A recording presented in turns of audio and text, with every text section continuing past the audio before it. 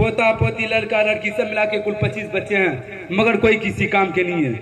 तोबा तोबा, एक ऐसे बच्चे हैं चचा, क्या आप उनको दीनी तालीम नहीं दी?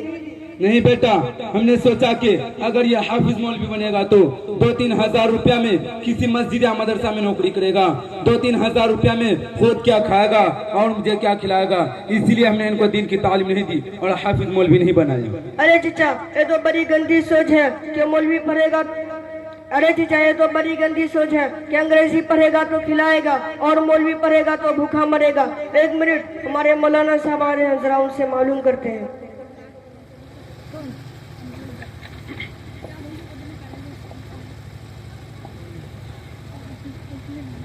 अस्सलाम वालेकुम व रहमतुल्लाहि व बरकातुहू।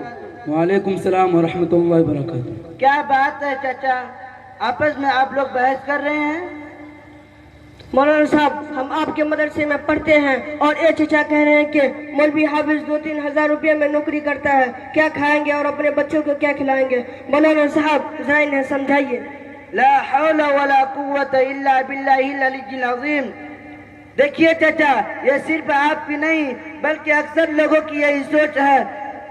मौलवी हाफिज खा कमा नहीं पाता, ये बहुत गंदी सोच है जिसका जिक्र खुदावंद करीम ने अपने पाक कलाम में इरशाद फरमाया है, वमा मिन दाब्बतिन फिल अर्ज़ि इल्ला अलल्लाहि रिज़्क़ुहा, कि जमीन में जितने भी चलने वाली चीज है उसकी रोजी अल्लाह के जिम्मा है।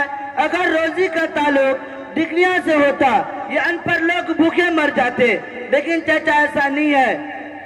कहीं आपने देखा होगा जिनको दस्तखत भी करना नहीं आता, उनका नाम बड़े बड़े क्षेत्रों में शुमार किया जाता है।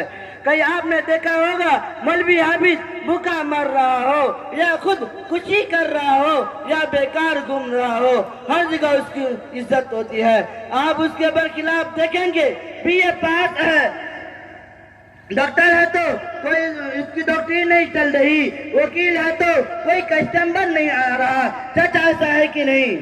हाँ मौलाना साहब, आपकी बात बिल्कुल सही है, आप बिल्कुल ठीक कह रहे हैं, मगर क्या करें, घर में मेरी कोई नहीं सुनता, यहाँ तक कि मेरा बेटा भी नहीं सुनता, जिसको मैंने अपनी जिंदगी की सारी तकलीफ को बर्दाश्त करके दुनिया की अच्छी से अच्छी डिग्री दी, जिसके लिए मैंने सारी मेहनत की, सारी कमाई लगाई ताकि ये मेरा बुढ़ापे में काम आ सके, मगर क्या करें, कोई नहीं सुनता। अरे चचा, अगर आप उन्हें दीनी तालीम दी होती तो ऐसा हरगिज नहीं होता। वो आपका कहना मानते, वो आपकी खिदमत करते।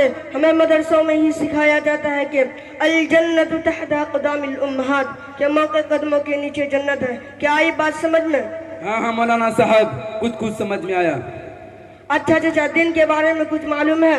हाँ, तुम क्या अकेले ही मुसलमान हो? तो बताइए गुस्ल में कितने फराइज हैं? बेटवा, गुस्ल में 10 फराज है।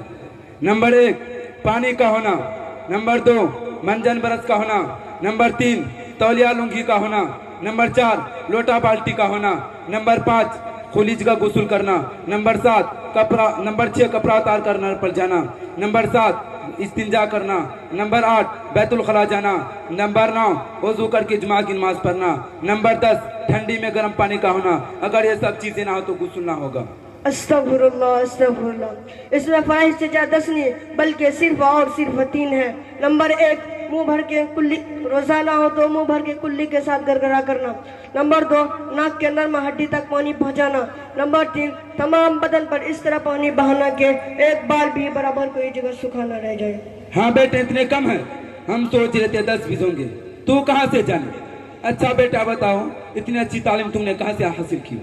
क्या आपको नहीं मालूम, जिला जगत सिंहपुर नवादा में एक तालीमी इदारा है जिसका नाम मदरसा रियाजुल उलूम नवादा है, उसमें हमने दीनी तालीम हासिल की है। अच्छा बेटा बताओ, उस मदरसा में क्या क्या पढ़ा जाता है? कुरान, हदीस, उर्दू, हिंदी, इंग्लिश, उड़िया, मैथमेटिक्स और बच्चों के लिए तालीम के बेहतरीन इंतजाम है। माशाअल्लाह माशाअल्लाह, अल्लाह आपके इदारे को और तरक्की से नवाजिए, आमीन आमीन। अच्छा बेटा, चलते हैं, फिर बाद में मिलेंगे। अस्सलाम वालेकुम व रहमतुल्लाहि व बरकातुहू। वालेकुम अस्सलाम व रहमतुल्लाहि व बरकातुहू।